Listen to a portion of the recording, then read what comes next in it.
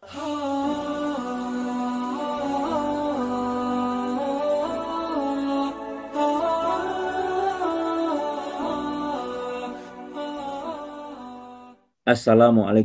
warahmatullahi wabarakatuh. Alhamdulillahirabbil alamin. Alhamdulillahillazi hadana li hadza wa ma kunna linahtadiya laula an hadanallah. Asyhadu an la ilaha illallah wahdahu la syarikalah wa asyhadu anna Muhammadan abduhu wa rasuluh. Allahumma sholli ala Muhammad wa ala ali Muhammad amma ba'. Sobat Dawahi Channel rahimakumullah, selamat datang di kajian tematik Saqafah Islam yang insya Allah akan kita siarkan rutin setiap minggu jam 6 pagi di channel ini dengan narasumbernya Ustadz kita, Ustadz Rozi Tuanku Kayo, yang mana kita akan membahas kajian-kajian pemikiran-pemikiran Islam atau yang kita sebut dengan Saqafah Islam yang kita ambil dari kitab Fikrul Islami karangan Al-Ustadz Muhammad Ismail. Dari mukadimah kitab tersebut, kita mendapatkan bahwa membina diri dengan mendalami Saqafah Islam itu adalah suatu kewajiban bagi seluruh kaum muslimin. Apakah itu mendalami nas-nas syariat atau sarana-sarana yang memungkinkannya untuk mendalami dan menerapkan nas-nas tersebut. Dan ini kata beliau tidak ada beda apakah mendalami Saqafah yang berkenaan dengan hukum-hukum syara atau yang berhubungan dengan pemikiran-pemikiran Islam. Kenapa kita wajib mendalami hukum syariat Islam dan juga mendalami pemikiran-pemikiran Islam? Karena selain itu merupakan perintah dari Allah Subhanahu wa taala, terlebih lagi buat kita pada saat sekarang ini, umat Islam, terdapat fakta yang menyakitkan, yang mana semenjak Barat memerangi umat Islam dan peradaban Islam, kemudian Barat berhasil mengalahkan mereka, maka Barat juga memerangi kebudayaan dan peradaban Islam. Apa yang terjadi? Barat kemudian membentangkan hukum-hukum, pemikiran-pemikiran, dan kekuasaan mereka di negeri-negeri Islam. Sehingga akhirnya kaum muslimin berpaling dari Saqafah Islam dan mulai menjadikan Saqafah Barat menjadi Saqafah mereka, atau yang kita sebut dengan sekulerisme. Semua itu adalah akibat adanya propaganda-propaganda yang sesat dan menyesatkan terhadap Islam dan Saqafahnya yang disebarkan secara terus-menerus oleh musuh-musuh Islam untuk menjauhkan umat Islam dari Islam itu sendiri. Oleh karena itu, Al-Ustadz Muhammad Ismail memandang adanya suatu keperluan untuk menyebarkan sebagian Saqafah Islamiyah ini dengan harapan agar kiranya umat manusia, baik yang Islam maupun yang bukan, akan gandrung dengan apa yang mampu membenahi akal mereka, yang mampu memperbaiki perasaan mereka dan mengobati kemerosotan berpikir yang merajalela di negeri-negeri mereka. Nah, kami channel Dakwahir dengan senang hati menyampaikan kepada para pemirsa kajian Saqafah Islam dari kitab tersebut dengan narasumber kita Al-Ustadz Rozi Tuanku Kayo. Oleh karena itu kami menghimbau teman-teman semua untuk terus mengikuti kajian tematik ini sekali seminggu insya Allah. Semoga Allah berkenan memberikan pertolongan kepada kaum muslimin untuk menegakkan apa yang diwajibkan atas mereka, yakni membina diri dengan Saqafah Islam. Kemudian apa? Mengemban dakwah Islam dan menyebarluaskan Saqafahnya tersebut. Semoga Allah mengabulkan doa kita. Sesungguhnya Allah Maha mendengar lagi Maha mengabulkan. Wabillahi taufik wal hidayah. Assalamualaikum warahmatullahi wabarakatuh. Mari kita tunggu guru kita untuk memberikan kajian di channel kita ini.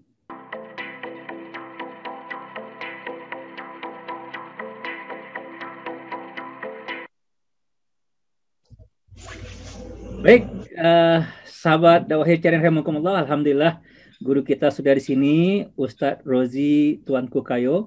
Insya Allah kita akan mengikuti pemaparan beliau tentang Islam suatu metode kehidupan yang unik.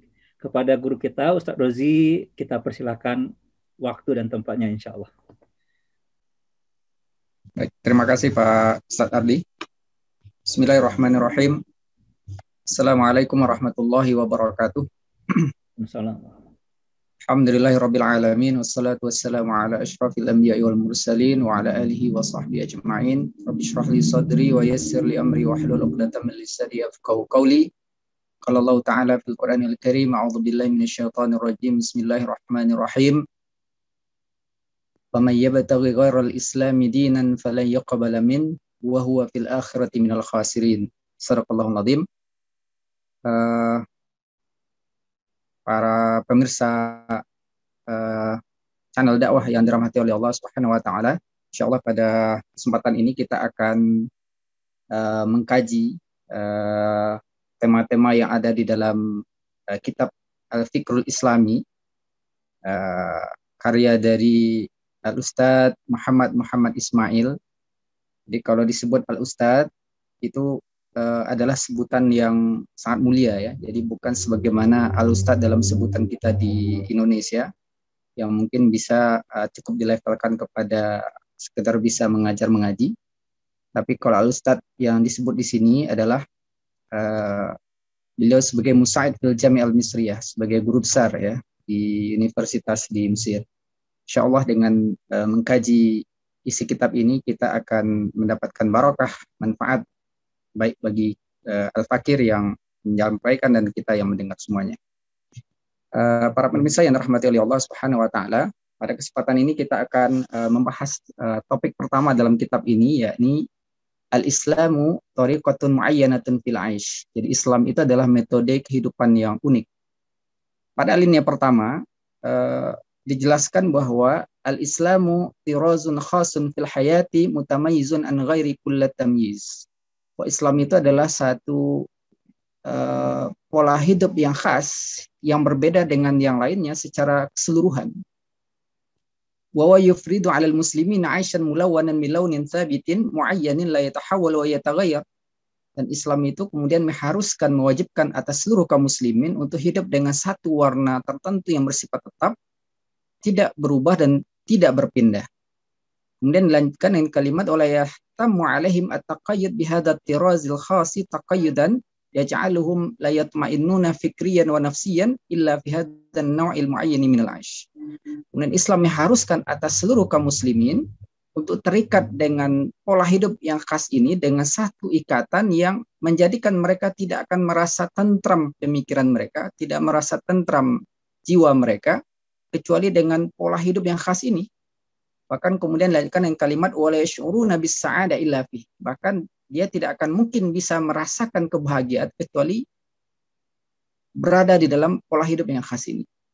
Jadi tepat jika kemudian Allah menegaskan dengan kalimat di dalam Al-Qur'an yang tadi di awal kita bacakan, wa may yabtaghi ghairal islami dinan falan yuqbala min.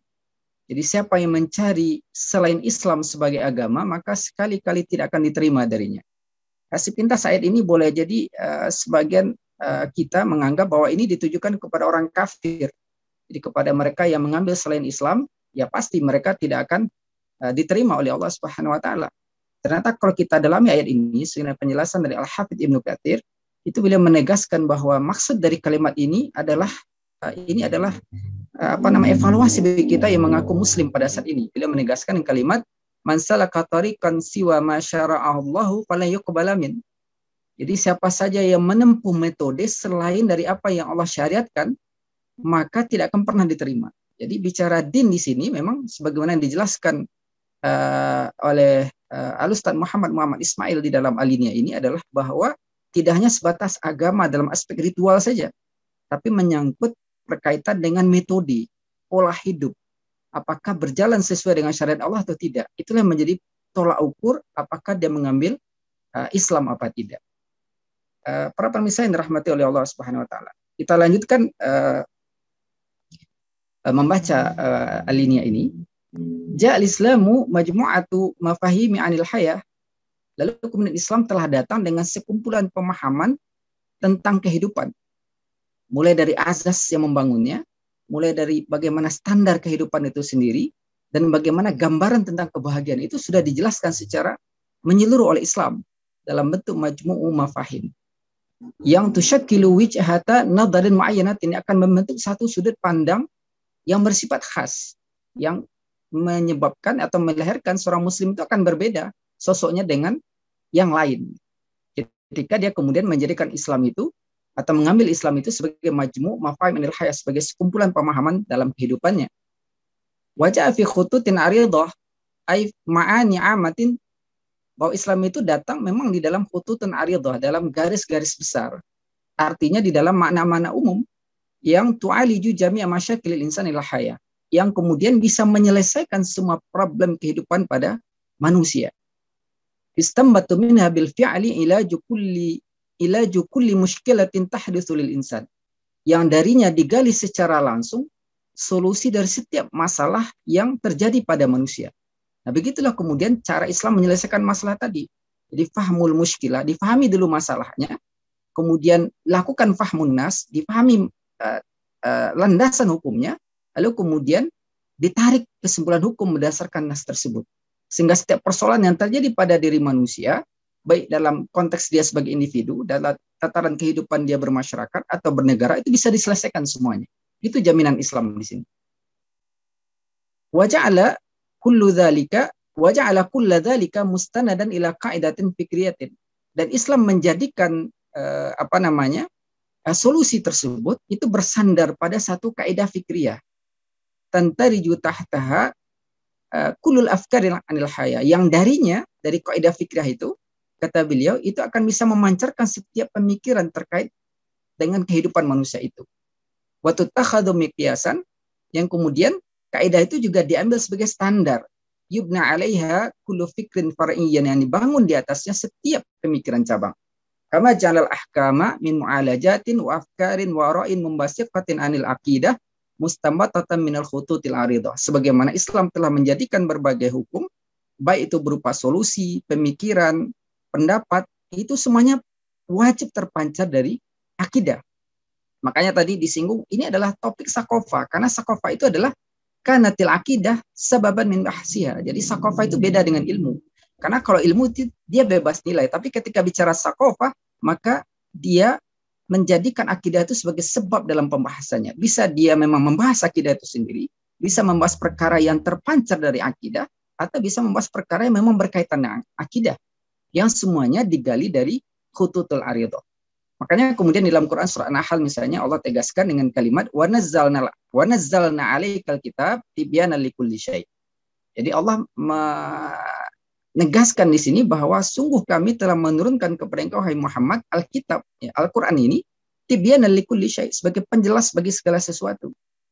Nah, terkait dengan ayat ini, Ibnu Mas'ud sebenarnya dikutip oleh Ibnu Katsir dalam tafsirnya itu menegaskan bahwa ayat ini adalah qad bayyana lana fi hadzal Qur'an kulla ilmin wa kulla syai'in, bahwa sungguh Allah telah menjelaskan kepada kita dalam Al-Qur'an ini, kata Ibnu Mas'ud, itu kulla ilmin, segala sesuatu, segala pengetahuan. Wa hakama kulla halalin wa haramin, menghukumi setiap perkara yang halal maupun yang haram. Wa man nas ilahi mahtajuna fi amri dunyahum wa dinihim wa ma'asyihim. Dan apa saja yang dibutuhkan oleh manusia, baik dalam urusan dunia mereka, urusan agama mereka, dan urusan kehidupan mereka. Jadi tidak ada satupun yang tidak kemudian diatur oleh Islam, selama tadi bahwa Islam itu kemudian diambil sebagai sekumpulan pemahaman terkait dengan hidup, baik dari azasnya, standar tentang kehidupan, dan bagaimana gambaran tentang kebahagiaan. Para pemirsa yang dirahmati oleh Allah, kita lanjutkan topik ini. Fahuwa qad haddada lil insani al-afkar walam yahudda aqlahu bal atlaqahu. Maka kemudian dengan kondisi seperti itu, maka Islam sebenarnya telah membatasi pemikiran manusia, tapi tidak mengekang akalnya. Jadi silakan akal manusia tadi kemudian digunakan untuk memikirkan apa saja selama masih dalam jangkauan akal, selama masih dalam fakta yang bisa dijangkau oleh akal. Tapi ketika kemudian masuk dalam wilayah menghukumi fakta itu, maka pemikiran manusia harus dibatasi, harus tunduk kepada hukum syara. Begitu Islam mengatur dalam konteks bagaimana kemudian seorang muslim itu memiliki pola hidup yang khas tadi. Begitu pula selanjutnya dilanjutkan dengan kalimat wa qayyada sulukau fil hayati bi afkarin muayyanatin wa lam yuqayyidil insana bal atlaqau. Begitu pula dalam konteks tingkah lakunya itu dibatasi atau dibatasi dalam kehidupan manusia tadi dengan pemikiran tertentu. Jadi tingkah lakunya dibatasi. Meskipun kemudian manusia tadi ketika dibatasi tingkah lakunya itu bukan berarti kemudian mengekang. Karena memang Islam itu datang untuk mengatur, bukan untuk mengekang. Untuk kemudian agar tingkah lakunya tadi berjalan sesuai dengan sekumpulan pemahaman terhadap hidup yang telah digambarkan oleh Islam tadi. Tinggal standar dia dalam kehidupan itu sesuai dengan Islam. Makna kebahagiaan yang mau dia raih itu sesuai dengan gambaran Islam tadi. Sehingga dia menjadi sosok yang khas, yang berbeda dengan an ghairi kulat tamyiz, berbeda dengan yang lain dalam seluruh aspeknya. Para pemirsa yang dirahmati oleh Allah, faja'at nadratul muslimil hayatid dunya nadratan amalin bi ismin. Sehingga ketika sudah seperti itu pemikirannya, sudah seperti itu tingkah lakunya, maka pandangan seorang muslim dalam kehidupan dunia tadi, maka dia akan memiliki pandangan yang penuh dengan harapan, penuh dengan optimisme. Wajidiyatin, penuh dengan keseriusan kesungguhan. Waqa'iyah, realistis. Wa nadratan takdirulaha biqadriha min haitsu anna yajibu antanal. Dengan satu pandangan bahwa sesungguhnya kehidupan itu harus diraih. Tetapi beliau tegaskan di sini min haitsu annaha laisat ghayatan. Tetapi bukan berarti ketika dunia ini kita raih bukan itu menjadi tujuan. Jadi kata Imam Syafi'i, dunia itu silakan raih tapi taruh di tangan saja. Ya jangan sampai ditaruh di hati. Akhirat taruh di hati, dunia taruh di tangan. Supaya kalau kemudian dia lepas kita nggak merasa begitu kehilangan. Beda halnya kalau itu ditaruh di hati itu akan begitu berat kalau itu kemudian hilang dalam diri kita. Maka di sini tegaskan silakan raih dunia tapi jangan jadikan sebagai tujuan. Walayasihu antakuna ghayatan, bahkan tidak boleh dan tidak layak menjadikan dunia itu sebagai tujuan, kata beliau di lanjutan kalimat ini. Maka dengan kerangka berpikir seperti itu, fayas al muslimu fi manaqibiha wa ya'kulu min rizqillah. Maka seorang muslim akan berupaya seoptimal mungkin dalam kehidupannya di seluruh penjuru untuk kemudian memakan rezeki yang telah Allah rezekikan kepada dia. Wa yatamatta'u bi zinatillahi allati akhrajal ibadihi. Lalu dia menikmati berbagai perhiasan yang telah Allah turunkan kepada hambanya. Wa thayyibati minar rizqi, dan berbagai hal yang baik yang telah Allah rezekikan. Karena memang faktanya seluruh apa yang ada di alam ini sudah Allah tundukkan kepada kita.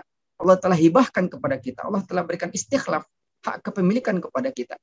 Akan tetapi, kata beliau, walakinnahu yudriku anna dunya darun mumarrun. Tetapi dia sangat menyadari seorang muslim yang sudah memiliki sosok dengan pola hidup yang khas tadi, sangat menyadari bahwa dunia itu hanyalah tempat sementara saja.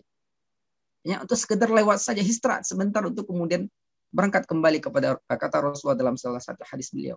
Wa anal akhirata hiya darul baqa'i wal khulud, dan akhirat itulah sesungguhnya tempat yang kekal lagi abadi. Maka sangat penjelasan ini sangat relevan dengan apa yang kemudian Allah tegaskan dalam Quran surat Al-Qasas ayat 77. Kata Allah, wabtaghi fi ma ataqallahu daral akhirah. Jadi di sini ada perintah, ya. Wabtaghi, carilah pada apa saja yang telah Allah datangkan untuk kalian, tetapi lidaril akhirah, untuk orientasi akhiratmu. Jadi kalau kita baca dalam tafsir Ibnu Katsir, beliau mengatakan bahwa ista'mal ma wahabakallah min hadal mal al-jalil wa ni'matat ta'ilah. Jadi gunakan apa yang telah Allah hibahkan ya kepadamu dari harta yang begitu banyak yang telah Allah tundukkan, nikmat yang begitu panjang, semua itu fi ta'ati rabbik. Tujuannya untuk apa? Untuk mentaati Tuhanmu. Bukan untuk sekedar menikmati dunia itu sendiri, atau bahkan kemudian bisa menjauhkan dari ketaatan kepada Rabb. Wa taqarrub ilaihi bi anwa'il qurubat, dan dengan nikmat tadi itu bisa kemudian menyebabkan si manusia tadi itu bisa lebih takarub kepada Allah dengan berbagai jenis takarub. Allati yahsulu laka biha as-sawab fi daril akhirah, yang kemudian menghasilkan pahala untuk kehidupannya nanti di akhirat. Jadi begitulah cara pandang seorang muslim di dalam kehidupan ini, sehingga dia layak menjadi satu sosok yang khas tadi, yang berbeda dengan sosok yang lain yang boleh jadi mungkin dia mengaku muslim, dia melakukan ritual sholat, puasa, zakat, ya fisiknya, tampilannya muslim gitu, tetapi kemudian pola hidupnya, pola pikir, pola sikapnya itu jauh dari apa yang kemudian dituntutkan di dalam alinea-alinea.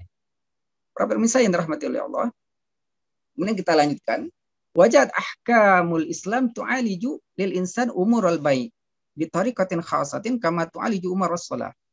Jadi hukum-hukum Islam kemudian datang ya untuk menyelesaikan problem manusia, diantaranya berkaitan dengan persoalan jual beli ya, dengan metode yang khas, sebagaimana kemudian Islam juga menyelesaikan problem yang berkaitan dengan sholat. Wa tu'aliju masyakil az-zawat bi tariqatin khasatin kama tu'aliju umur zakah. Begitu pula Islam kemudian telah menurunkan sekumpulan hukum yang berkaitan dengan persoalan pernikahan dengan metode yang khas, sebagaimana kemudian juga menyelesaikan perkara-perkara yang terkait dengan zakat. Wa tubayyinu kayfiyata tamalukil mal wa kayfiyata infaqihi bi tariqatin khasatin. Islam juga kemudian merinci bagaimana mekanisme memiliki harta dan kemudian bagaimana mekanisme untuk membelanjakan harta dengan metode yang khas. Karena memang persoalan harta, halal haramnya itu sebenarnya ditinjau dari dua perkara ini. Min aina iktasabahu wa mimma wa fi manfaqahu. Dari mana manusia memperolehnya dan bagaimana kemudian manusia membelanjakannya. Jadi halal haramnya harta sebenarnya itu bicara tentang kaifiyatut asbabut tamaluk, bagaimana sebab seorang tadi memiliki harta dan bagaimana kemudian dia membelanjakan hartanya. Maka Islam kemudian merinci hal itu agar kemudian perbuatan manusia senantiasa terikat kepada Islam tadi. Kama tubayyinu masailal haji. Sebagaimana kemudian juga Islam merinci sekumpulan hukum yang berkaitan dengan persoalan haji. Kemudian juga dilanjutkan di sini wa tufassilul uqud wal muamalah bi tariqatin khasatin. Islam juga merinci berbagai akad-akad yang terkait dengan persoalan muamalah dengan metode yang khas, kama tufassilul adiyati wal ibadat. Sebagaimana kemudian tufassilul adiyata wal ibadat. Sebagaimana Islam juga merinci persoalan terkait dengan doa dan ibadat. Wa tusyrahu al hudud wal jinayat wa sairal uqubat. Islam juga menjelaskan dengan rinci berkaitan dengan hudud, jinayat dan semua perkaitan persoalan sanksi. Kama tasrau adab jahannam wa na'imal jannah. Sebenarnya juga Islam merinci menjelaskan terkait dengan azab jahanam dan kenikmatan jannah. Wa tadullu ala syakil hukmi. Begitu pula tidak hanya berhenti dalam persoalan individu, ibadah mahdhah, muamalat ya. Individu dengan individu yang lain juga mengatur berkaitan dengan syaklil hukmi. Bentuk pemerintahan itu juga dirinci. Wa tariqati dan bagaimana metodenya. Baik dalam konteks untuk kemudian mendirikannya, ya, menerapkannya dan seterusnya. Bitirazin khas dengan pola yang khas kama tadullu ala al-indifa' adzati litatbiqil ahkami talaban liridwanillah. Sebenarnya juga kemudian Islam juga telah memberikan petunjuk tentang bagaimana melakukan indifa' adzati. Jadi pertahanan secara internal untuk menerapkan hukum-hukum tadi dengan tujuan untuk mendapatkan ridha Allah. Lalu juga tidak hanya berhenti di sana, sekumpulan hukum juga Islam turunkan untuk tursyiduhu ila alaqatid daulah ma'asairid duwali wasyu'ubi wal umam. Jadi Islam juga memberikan solusi, jadi petunjuk ya secara detail tentang bagaimana interaksi antar negara dengan negara yang lain, antar bangsa dan di antara umat. Kama tursyidu li hamlid da'wa lil alamin, sebagaimana juga Islam memberikan petunjuk tentang bagaimana mengemban dakwah ke seluruh penjuru alam. Bahkan tidak hanya berhenti di sana, di sini juga dijelaskan wa tulzimu al-ittisaf bi ulyas sifat ya. Juga melazimkan, mengharuskan ya setiap orang itu harus menghiasi dirinya dengan sifat-sifat yang mulia, sifat-sifat yang terpuji. Tetapi di sini dikunci oleh beliau bi'atibari ahkaman min indillah, bahwa mensifati diri dengan sifat-sifat yang mulia tadi, sifat yang terpuji itu bukan dia sebagai sifat yang dipandang baik oleh manusia semata, tetapi karena memang itu adalah hukum-hukum dari Allah yang dengannya kita wajib terikat. La li'annaha sifatun jamilatun indannas, bukan sekedar bahwa itu adalah sifat yang baik yang dipandang terpuji oleh manusia. Para pemirsa yang dirahmati oleh Allah, makanya kemudian terkait dengan Islam ini Allah gambarkan dengan begitu indahnya dalam Quran surat Quran surat Ibrahim ya, ayat 24 sampai 25. Bahwa Islam itu ibarat sebuah pohon, kata Allah Subhanahu wa taala, alam tara kaifa daraballahu mathalan kalimatan thayyibatan kasyajaratin thayyibatin asluha tsabit wa far'uha fis sama. Tidakkah kemudian kamu memperhatikan, kata Allah, bagaimana Allah telah membuat perumpamaan kalimat yang baik, ya. Bagaimana kalimat yang baik itu, kata Allah, kasyajaratin thayyibah, seperti pohon yang baik. Jadi dalam tafsir dikatakan kalimatan thayyibah itu adalah Islam. Bagaimana gambaran Islam itu ya seperti pohon yang baik. Dalam tafsir dikatakan itu adalah sebarat pohon kurma. Bagaimana karakter pohon yang baik itu? Dalam ayat ini ditegaskan asluha tsabit wa far'uha fis sama. Ada 3 di sini. Yang pertama adalah asluha tsabit, akarnya itu teguh, menancap kokoh ke tanah. Lalu yang kedua wa far'uha fis sama. Cabangnya itu menjulang ke langit. Lalu kemudian dilanjutkan oleh ayat berikutnya, tu'ti kullaha kullahinin bi'idzni rabbihah. Setiap musim bahwa pohon yang baik itu kemudian memberikan buah dengan seizin Rabbnya. Itulah karakter dari Islam tadi. Akarnya kokoh menancap, kemudian cabang, batang, ranting, dan daunnya itu menjulang ke langit, begitu tumbuh suburnya, sehingga kemudian melahirkan buah yang ketika buah itu dimakan, itu kemudian akan melahirkan kesegaran dan kesehatan bagi siapa yang memakannya. Itulah hakikat dari rahmatan lil alamin tadi. Jadi rahmatan lil alamin itu bukan hanya sekedar slogan saja, tapi memang harus diambil secara utuh Islam tadi sebagai satu pola hidup yang khas tadi, baik itu dalam tataran individu, apakah itu dalam tataran komunal, komunitas, bahkan dalam tataran bermasyarakat, bernegara, baru dia kemudian akan dirasakan sebagai rahmatul lil alamin.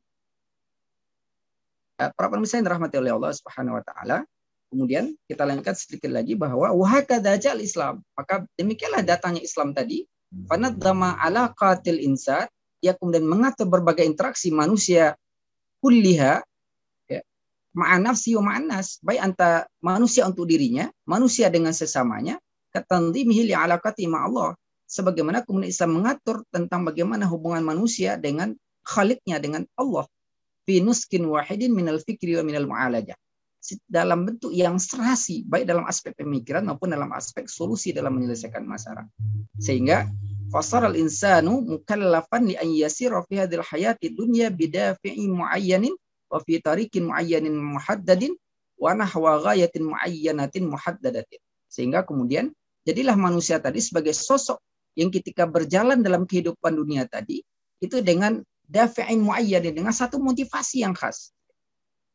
Wa fi tariqin muayyanin muhaddadin, dengan satu metode yang khas dan dengan satu tujuan yang khas. Jadi bukan sosok yang terombang-ambing ya. Jadi sosok yang sangat jelas gitu ya. Gambarannya yang ketika kemudian dia mendapatkan kenikmatan dia bersyukur, ketika mendapatkan ujian dia bersabar. Itulah diantara kemudian gambaran dari kehidupan sosok muslim tadi. Waqad alzamal islamun nasa bitaqayyudi fi hadat tariqi wahdaha duna ghairiha. Jadi di sini beliau tegaskan bahwa Islam itu mengharuskan setiap manusia untuk terikat dengan metode ini semata. Jadi nggak boleh yang lain ya. Duna ghairiha, jangan diambil yang lain. Bahkan wahaddaram adaban aliman fil akhirah. Karena kemudian jika diambil yang lain, Allah kemudian memperingatkan mereka dengan adab yang bersangatan di akhirat. Ya. Kama haddaram uqubatan sarimatan fid dunya sataqau yahdahum alaihim hatman idza hadu an hadi tariqah qaida sya'ratin. Sebagaimana kemudian Allah juga memperingatkan mereka, atau Islam memperingatkan mereka dengan sanksi yang tegas, yang keras di dunia yang akan terjadi kepada mereka. Yang sanksi itu bisa terjadi secara pasti jika kemudian mereka melampaui metode ini meskipun hanya sejung rambut. Jadi dalam Al-Quran Allah tegaskan misalnya, falyahdharil ladzina yukhalifuna an amri an tusibahum fitnah aw yusibahum adzabun alim. Jadi dalam Quran surah An-Nur ayat 63 ini menarik ya. Jadi Allah memberikan peringatannya, hendaklah khawatir orang-orang yang akan menyelisih akan perintahnya. Ya, jadi perintahnya di sini dalam tafsir Ibnu Katsir itu tidak hanya syariat yang beliau perintah. Jadi tidak hanya syariat, tapi juga berlaku di dalamnya sabil, jalan yang beliau tempuh, ya. Metode yang beliau bawa, syariat yang beliau sampaikan, itu semuanya jangan sampai diselisih, kata Allah Subhanahu wa taala. Nah, jika kemudian diselisihi, maka akan diberikan kepada orang tadi antusibahum fitnah, akan ditimpakan kepada mereka fitnah, au yusibahum adzabun alim, atau kepada mereka akan ditimpakan adab yang bersangatan. Para pemirsa yang dirahmati oleh Allah, maka walihada yusbihul muslimu sayran fi hadzal hayati sayran muayyanan ya'ishu 'aisyatan muayyanatan.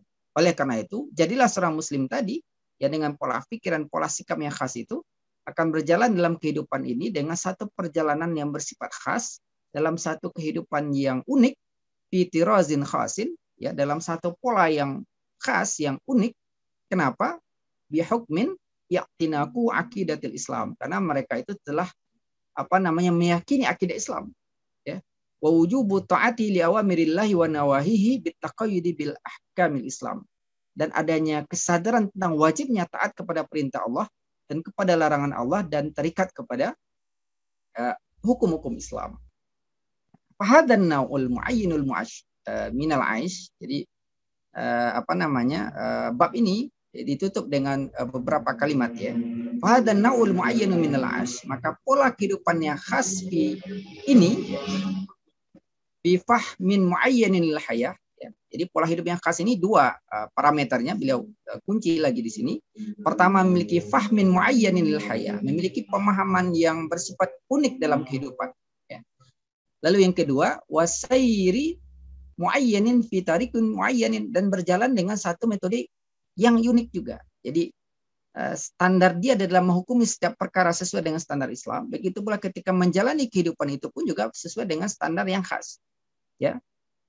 Amrun mafrudun, ya, sebagai perkara yang diwajibkan, hatman ala kulli muslimin, yang diharuskan kepada setiap muslim, wa alal muslimin jami'an, ya, baik secara individu maupun secara komunitas secara keseluruhan. Ya. Kemudian ditegaskan, wa qad ja'a bil islamu sharihan wadihan, Islam telah datang dengan tegas dan gamblang, ya, fil kitabi was sunnah, baik dalam Al-Qur'an maupun as-sunnah, fil aqidatil islamiyah wal ahkam syar'iyyah, baik dalam konteks yang berkaitan dengan perkara akidah maupun dalam konteks yang berkaitan dengan hukum syara. Nah, wa min huna, sebagai penutup ya, di dalam bab ini beliau tegaskan wa min huna lam yakunil islamu dinan ruhiyyan, bahwa Islam itu bukanlah agama ritual fahasbu. Iya benar. Islam merintahkan perkara yang berkaitan dengan sholat, puasa, zakat, haji, itu memang berkaitan dengan persoalan ruhiyyan, ya. Alaqatul insan bi khaliqih, hubungan manusia dengan Khaliqnya. Tapi bukan hanya semata itu saja. Ya. Wala mafahima lahutiyatan, bukan pemahaman ketuhanan semata, ya. Au kahanutiyatan, kependetaan, ya. Tapi Islam itu seperti apa? Bila tegaskan wa innama huwa tariqatun muayyanatun fil aishi. Tapi Islam itu adalah sebuah metode yang khas dalam hidup, ya. Bagaimana metode tadi berkaitan dengan sudut pandang, ya, berkaitan dengan bagaimana menjalani hidup. Jadi pola pikir dan pola sikap itu dua-duanya khas.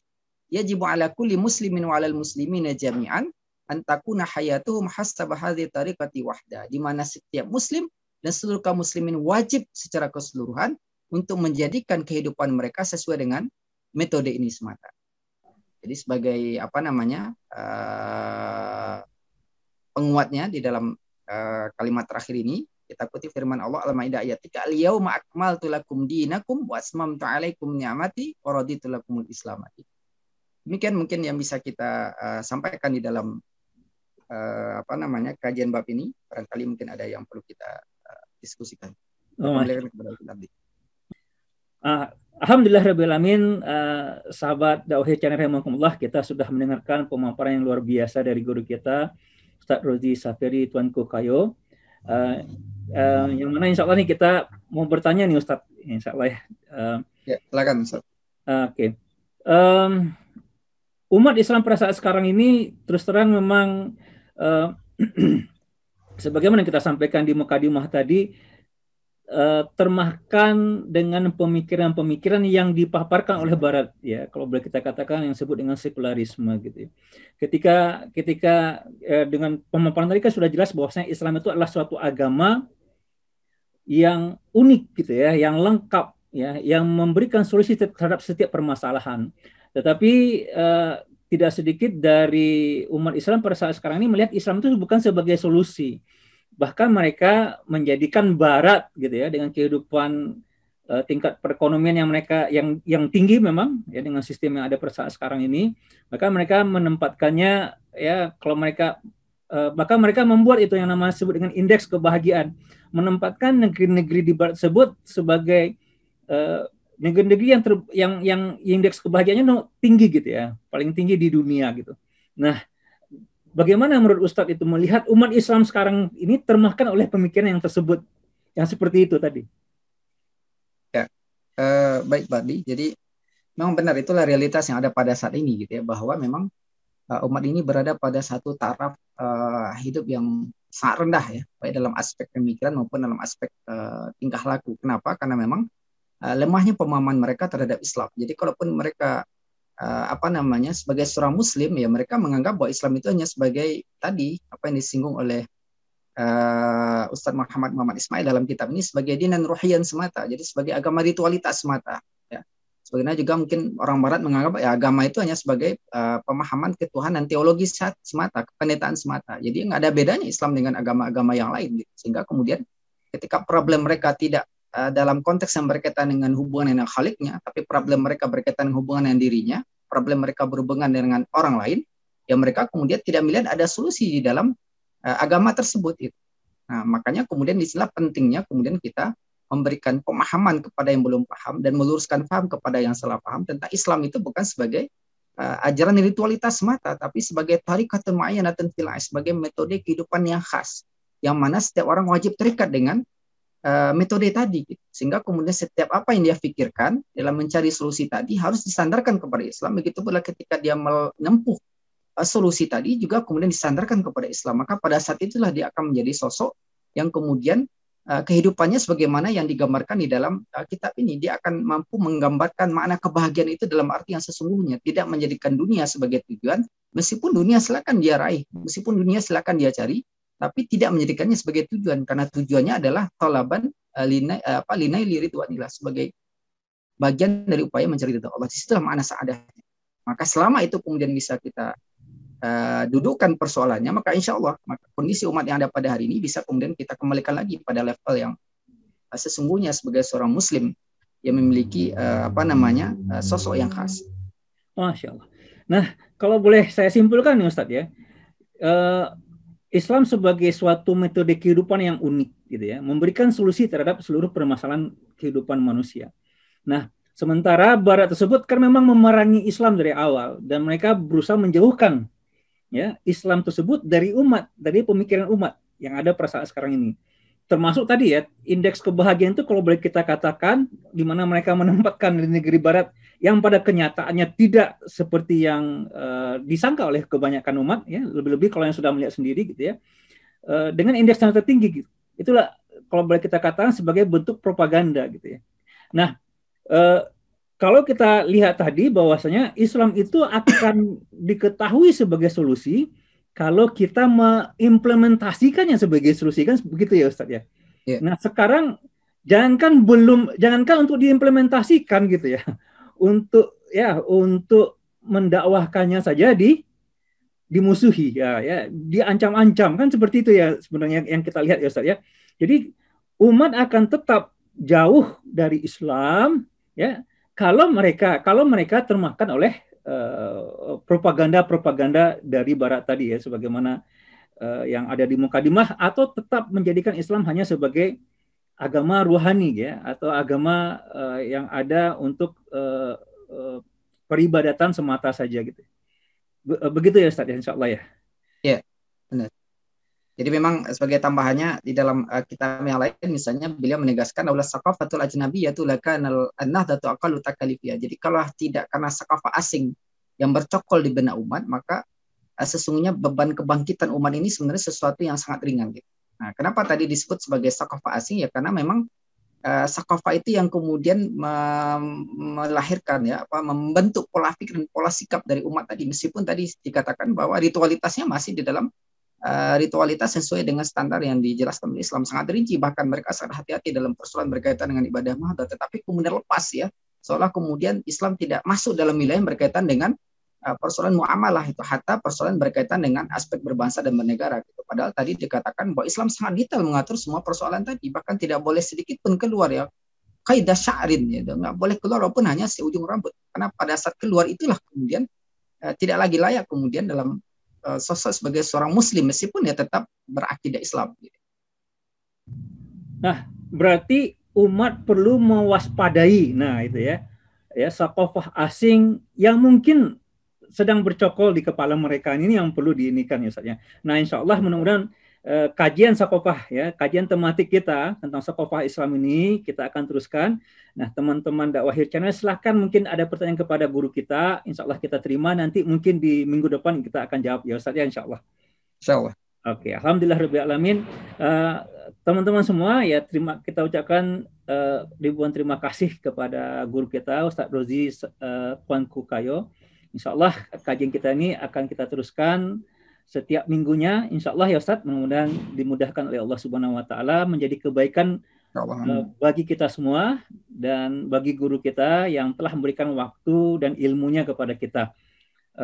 Mungkin itu saja ya. Insya Allah tetap stay tune ya, dan jangan lupa di share. Ini adalah Sakofah Islam ya, kebaikan yang banyak buat kita semua, insya Allah menjadi pahala dan menjadi ladang amal soleh bagi teman-teman yang akan men-share-nya. Kita tutup dengan mengucapkan Alhamdulillahirabbil alamin dan doa penutup majelis. Subhanaka Allahumma wa bihamdika asyhadu an la ilaha illa anta astaghfiruka wa atubu ilaik. Wabillahi taufiq wa hidayah. Assalamualaikum warahmatullahi wabarakatuh. Waalaikumsalam.